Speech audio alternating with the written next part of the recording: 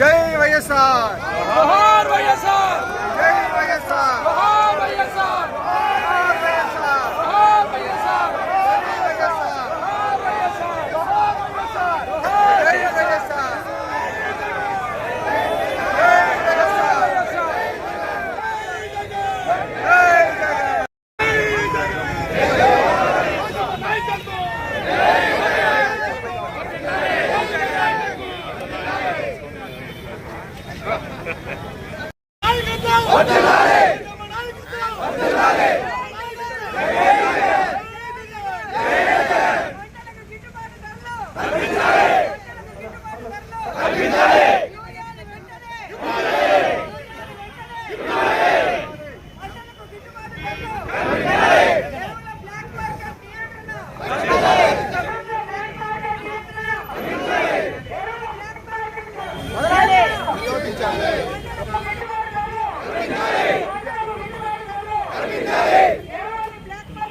నిరోధించాలి.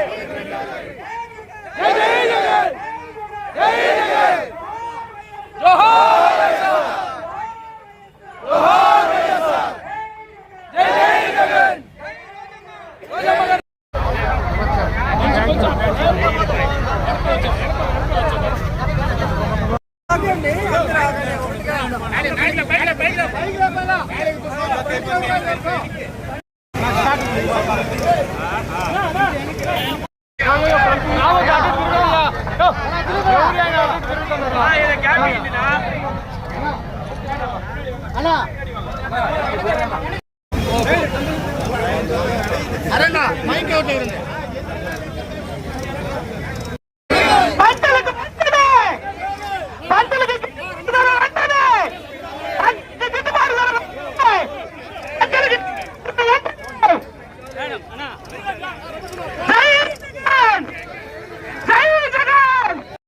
వెనక్కి రండి, ముందర ఉంటే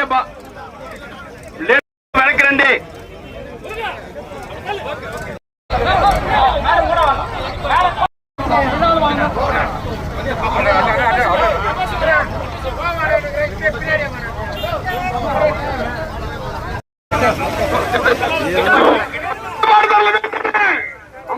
ఎరువుల బ్లాక్ మార్కెట్, ఎరువుల బ్లాక్ మార్కెట్, అన్నదాతల్ని కాపాడాలి. ఎరువుల బ్లాక్ మార్కెట్ నియంత్రించాలి, నియంత్రించాలి. ఎరువుల బ్లాక్ మార్కెట్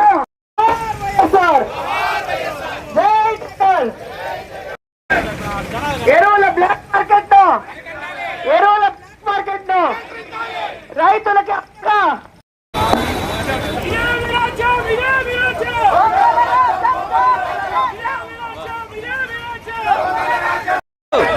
ఎరువుల మార్కెట్ రైతులకు గిట్టుబాటు ధరలు కాపాడాలి, కాపాడాలి, కాపాడాలి. బ్లాక్ మార్కెట్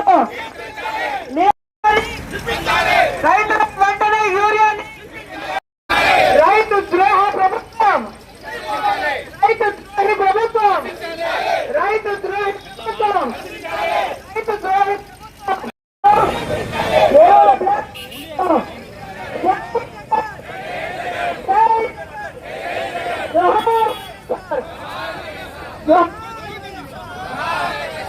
రైతు ద్రోహి ప్రభుత్వం, జగన్.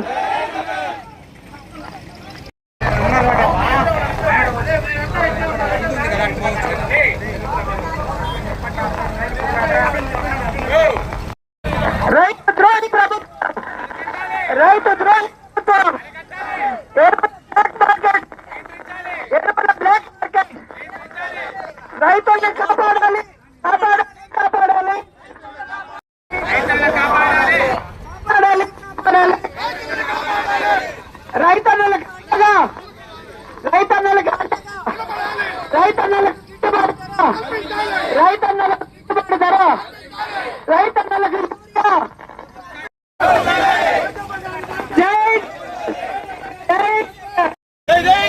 ఎరువుల బ్లాక్ మార్కెట్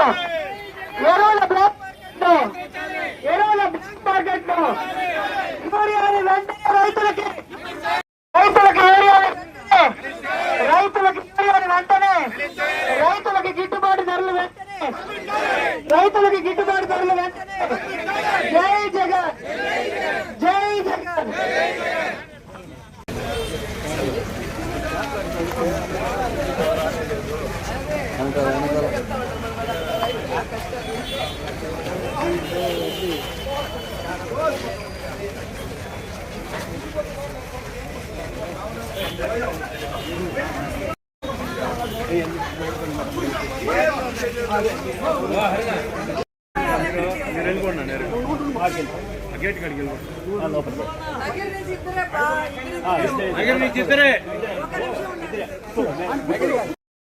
ఎవరు పోస్ట్ ఇచ్చారు?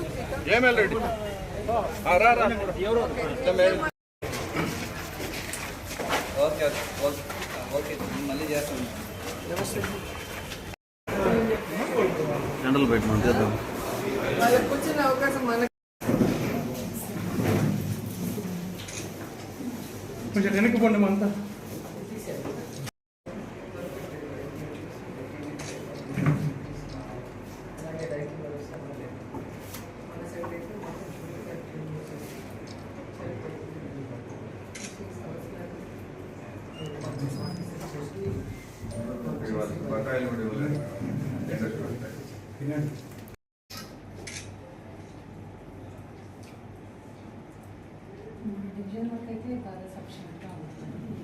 లేదు మేడం, ఇప్పుడు ఇక్కడ ఉన్న వాళ్ళందరూ రైతులు, మీరు అడగండి. అందరూ తమిళనాడుకి వెళ్ళి కొనుక్కుంటున్నారు. వస్తుంది ఇక్కడ మోయటం వల్ల వాళ్ళు డబ్బులు ఇవ్వరు, వాటిని ఓపెన్ చేయించలేదు. అట్లాగే ఇది ఎక్కడెక్కడ ఏ రైతు కొన్నారో వాళ్ళు క్లియర్ గా మీకు బిల్స్ కూడా తెచ్చిస్తారు. దీంట్లో అబద్ధాలు లేదు. ఎందుకంటే మీకు ప్రెషర్ ఉండొచ్చు, కానీ రైతులు ఇక్కడ ఉన్న వాళ్ళంతా రైతులు. వాళ్ళకి ఎంత పొలం ఉంది, వాళ్ళు ఏం పండిస్తున్నారు, యూరియా ఎక్కడ కొన్నారో కూడా మీకు డీటెయిల్స్ ఇస్తాం. 150 మెట్రిక్ టన్స్ ఉంది ప్రస్తుతానికి. నుంచి వచ్చింది మేడం. ఈ 5 మండలాల గురించే మాట్లాడుతున్నాను. 5 మండలాల్లోనే రాలేదు. ఈ రోజు జగన్మోహన్ రెడ్డి గారు రాష్ట్ర వ్యాప్తంగా పిలిపించారు కాబట్టి నిన్న మీటింగ్ పెట్టి నిన్న పంపించామని మీరు పోలీసులు చెప్పినట్టు పోలీసులు కూడా ప్రెస్ కి చెప్పారు. కానీ నిన్నటి వరకు పల్లిపట్లో కానీ ఎన్ఎం కండ్రిలో కానీ ఎక్కడెక్కడ పోయి మన రైతులు కొన్నారు, వాళ్ళు రైతులా కాదా, వాళ్ళ భూమి ఎంత ఉంది, వాళ్ళు తీసుకున్నారో బిల్లులతో కూడా తెచ్చిస్తాం. సో మీరు దయచేసి సమస్యను పరిష్కరించారు. ఫోన్లు సైలెంట్ పెట్టుకున్నాం. ఈరోజు ఆంధ్రప్రదేశ్లో కూటమి ప్రభుత్వం అధికారంలోకి వచ్చాక ఏ విధంగా మహిళల్ని, రైతుల్ని, విద్యార్థుల్ని మూకుమ్మడిగా అందరినీ కూడా నిలువునా మోసం చేస్తున్నారో మీరు అందరూ గమనిస్తున్నారు. ముఖ్యంగా ఈరోజు చూస్తే కూటమి ప్రభుత్వం అధికారంలోకి వచ్చి 15 నెలలు అవుతుంది. ఈ 15 నెలల్లో రైతుల జీవితాలకి నరకం చూపిస్తున్నారు. ఈరోజు రైతులకి వాళ్ళు చెప్పిన రైతు భరోసా సంవత్సరానికి 20,000 అన్నారు. 2 సంవత్సరాలు అవుతుంది. 5,000 వేసి చేతులు దులుపుకున్నారు. 35,000 ఎక్కడ అంటే పట్టించుకునే నాదుడు లేదు. అలాగే మీరు చూస్తే రైతు భరోసా కేంద్రాల ద్వారా, సహకార సంఘాల ద్వారా రైతులకు ఎంత అవసరమైతే అంత ఎరువులు, యూరియా, విత్తనాలు, పురుగుల మందులు, యంత్రాలు అన్నీ కూడా జగన్మోహన్ రెడ్డి గారు సరఫరా చేసేవారు. కానీ ఈరోజు కనీసం రైతులు తాము పెట్టుకున్న పంటకి కాపాడుకోవడం కోసం యూరియాని అడగటానికి వెళ్తే యూరియా లేదు. మరి కేంద్రం ఇచ్చిన లక్షల టన్నులు యూరియా ఏమైంది రైతులకు ఇవ్వకుండా అంటే ఈరోజు తెలుగుదేశం పార్టీ నాయకులు, వ్యాపారస్తులు కుమ్మక్కై దాన్ని బ్లాక్ మార్కెట్లో అమ్మేసి ఈరోజు ఏ విధంగా రైతుల జీవితాలతో చెలగాటమాడుతున్నారో మీ అందరూ కూడా గమనిస్తున్నారు. ముఖ్యంగా నా నియోజకవర్గం నగరి గురించి నేను చెప్తాను. స్టేట్ అంతా ఎలా జరుగుతుందో మీకే అర్థమవుతుంది. ఎందుకంటే ఈరోజు నగరి నియోజకవర్గంలో నిన్నటి వరకు రైతులకు కావాల్సిన యూరియా ఇవ్వకుండా దాన్ని బ్లాక్ మార్కెట్లో అమ్ముకుంటే రైతులు విధిలేని పరిస్థితిలో తమిళనాడుకు వెళ్ళి కనకమ్మ సత్రంలో, అలాగే పల్లిపట్టులో, తిరుత్తనిలో, ఎన్ఎన్ కండ్రిగలో, పొద్దుటూరులో ఈరోజు వెళ్ళి ఎక్కువ డబ్బుకి మరి ఈరోజు కొనుక్కొని ట్రాన్స్పోర్ట్ ఛార్జెస్ మళ్ళీ కూడా దాని మీద భారీగా వేస్తే ఈరోజు రైతన్నలు వెన్నెముక విరిగిపోయే విధంగా, అంటే ఈ వెన్నుపోటు రాజకీయాలు చేసే చంద్రబాబు నాయుడు ఆఖరికి మామతో పాటు రైతులను కూడా ఎలా వెన్నుపోటు పొడిచారో ఒకసారి చూసుకోండి. ఎందుకంటే ఆయన వ్యవసాయం దండగాని తన మనసులోని మాట బుక్ రాసిన గొప్ప మేధావి. అలాంటి వాడిని నమ్మినందుకు ఈరోజు రైతన్నల జీవితాలు సర్వనాశనం చేశారనేది మీరు అర్థం చేసుకోవాలి. ఎందుకంటే యూరియా ఒక్కటే కాదు, చంద్రబాబు నాయుడు, పవన్ కళ్యాణ్ అధికారంలోకి వచ్చాక ఈరోజు రైతులకు ఇవ్వాల్సిన రైతు భరోసా లేదు, పంటల బీమా లేదు, అలాగే ఈ క్రాప్ లేదు, అలాగే రైతులకి పండించిన పంటకి గిట్టుబాటు ధర లేదు. మిర్చికి లేదు, పొగాకు లేదు, ఉల్లికి లేదు, చీనీకి లేదు, మామిడికి లేదు, వరికి లేదు. మరి ఎందుకు ఈ ప్రభుత్వం? దేనికి వీళ్ళకి పదవులు? చేతగానితనం ఉన్న వీళ్ళకి ప్రభుత్వం నడిపించడం చేత కాకపోతే దిగిపోవచ్చు కదా. మొదటిసారి ముఖ్యమంత్రి అయిన జగన్మోహన్ రెడ్డి గారు ఎలా రైతు భరోసా కేంద్రాలు తీసుకొచ్చారు, రైతులకి వాళ్ళ గ్రామాల్లోనే అన్ని ఎలా అందించి వాళ్ళకి అన్ని రకాలుగా అండగా నిలబడ్డారు. మీరెందుకు ఈరోజు ఇంత సీనియారిటీ ఉందంటారు? 4 సార్లు ముఖ్యమంత్రి అయిన మీకు ఎందుకు రైతుల్ని కాపాడుకోలేకపోతున్నారు, రైతు సమస్యలు ఎందుకు తీర్చలేకపోతున్నారని అడుగుతున్నా. అంటే చిత్తశుద్ధి లేదు.